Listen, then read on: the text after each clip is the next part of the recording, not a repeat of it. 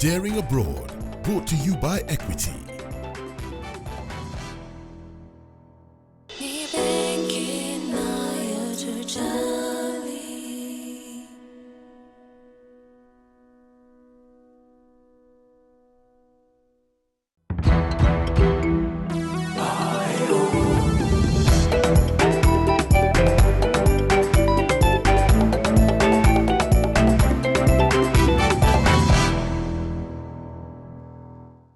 It is said that life happens when we are busy making other plans, and our guest tonight can attest to this. When she came here to Australia, Annie Gichuru had no plans of staying, but 20 years later, she's busy in a rare field and what many Kenyans abroad find difficult to do: independent content production. And this is her journey.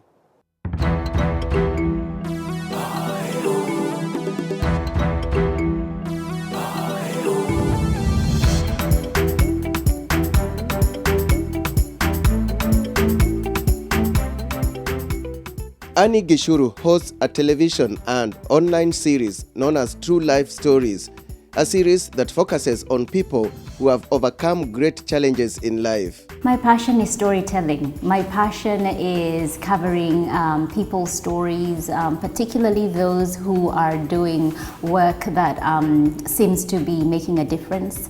The stories that we don't hear enough about, the good news stories. I love capturing that and just hearing their beginning, how they've sort of started out and ended up to where they are and where they want to go to. Annie, who is based in Perth City, says it is this passion that inspired her to venture into journalism in the first place. I remember watching television a fair bit at home when I was growing up, and I'd admire the journalists who are on television and reading news, and I thought, I'd really want to get into this. I remember watching Oprah as a 10-year-old, when KTN finally came as a second channel, because we only used to have VOK, then KBC. Then I got to watch the Oprah Winfrey Show for the very first time, and I thought, wow, I love what she's doing. And a lot of the subjects that she shared were relatable, and they were really emotional as well, and I loved that about it. And so I think a seed was planted from an early age.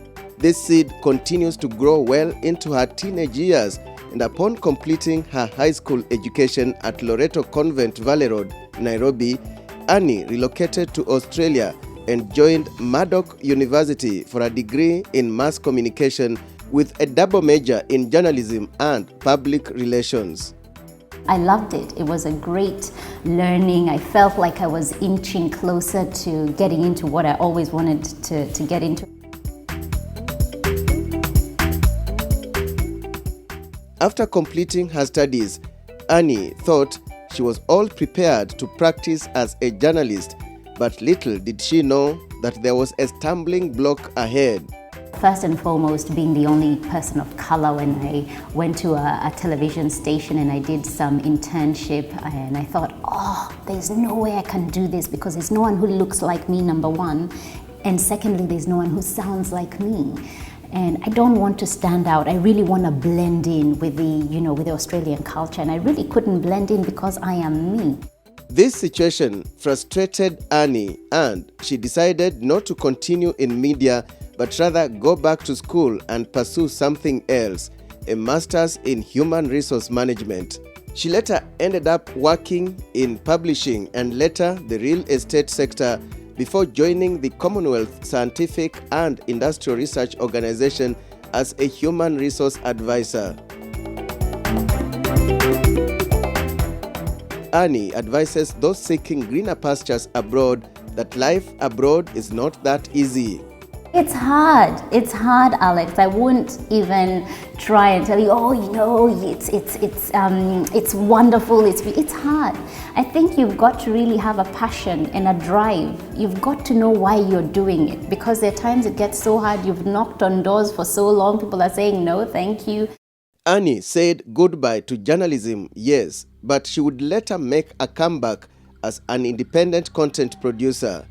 The idea crossed her mind when she was on maternity leave with her first daughter. A lot of news, and news now is 24 hours, as you know. So just listening to the, news cycle over and over again, it was just negative news, And I began looking for positive material that I could, consume, watch. There wasn't enough of it, and I thought, you know what? I've always wanted to get into television, and that's what brought me to Australia in the first place. This is what propelled Annie into independent storytelling, to tell positive stories away from negativity. We will be delving deeper into Annie's journey towards independent content production right after our Miles Away segment with Michael Zimanji.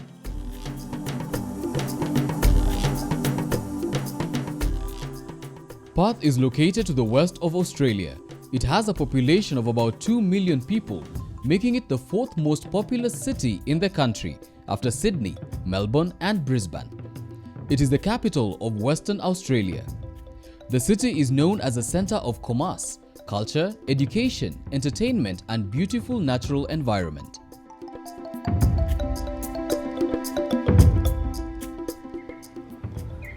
Perth is also known for its love of wildlife. One must-visit tourist attraction is the Perth Zoo, where you'll get to bond with animals like koalas, parrots and even kangaroos. Hello. Hello. Hello. Despite its uniqueness, the city shares a name with another, that is Perth City in Scotland. And just like Kenya, the city's favorite pastime is football. And that's miles away. My name is Michael Zimanji.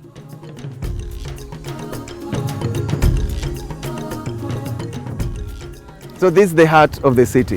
This is the heart of the city from South Perth, because that's where we are standing right now. Back to Annie Gichuru's story, and come 2017, she established her own TV production company.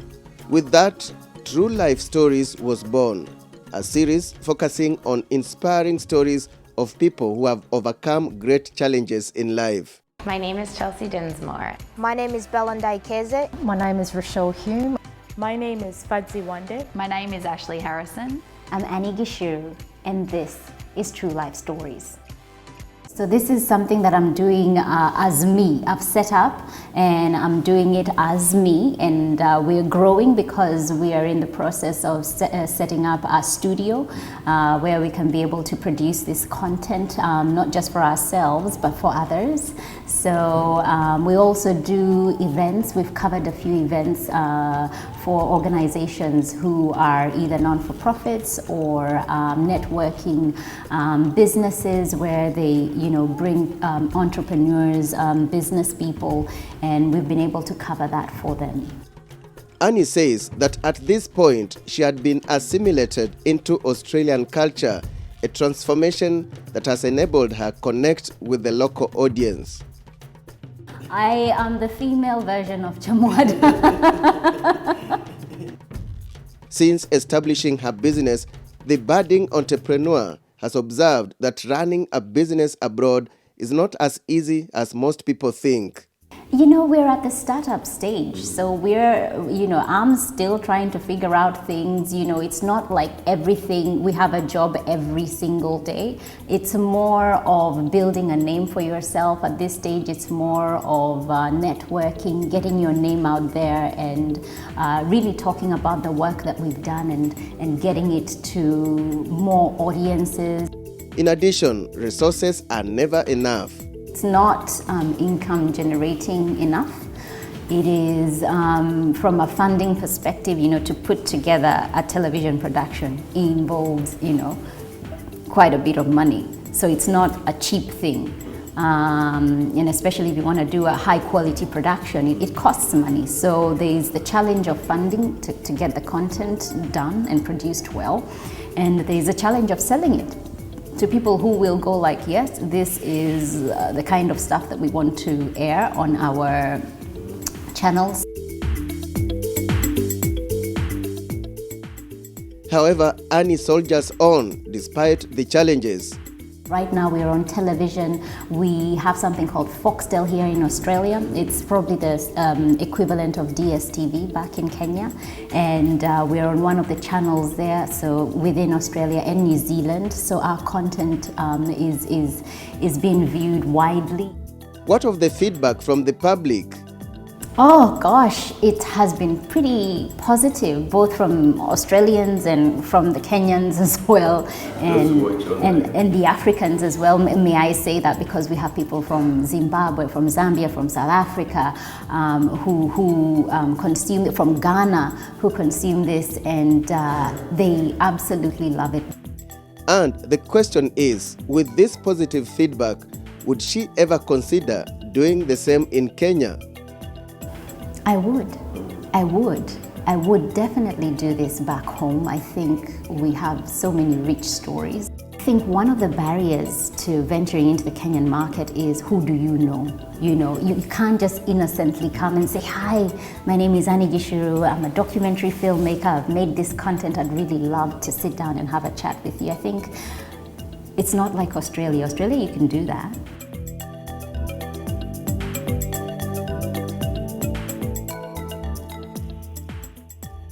Annie hopes to grow her own business and become a powerhouse in inspiring content like her idols Oprah Winfrey and Tyler Perry. But this is not her only goal. As you know, I am married, I'm settled here in Australia, but our plan has always been to, eventually move back home, especially now that we have really young kids. So the thought of moving back home has really been in our hearts. And yes, if we were to move, for example, to Kenya today, the first thing I'd be doing would be, how can I get into television? And when I asked her what advice she has for those thinking of doing the same, this was her response. Wow, living abroad is, you've got to work hard. When I first came here, I used to clean offices and with friends, and it involved cleaning toilets as well. So it's hard work. You've got to come here prepared to work hard. And for me, having a relationship with Jesus is what's made a difference. Just being somebody who prays and believes in God, and He will open doors for you in places you never thought or imagined. It's not easy from my experience, independent content production, but Annie Gichuru has taken it to another level in the diaspora. And that's how we end our show today. Let's do it again next time. Bye-bye.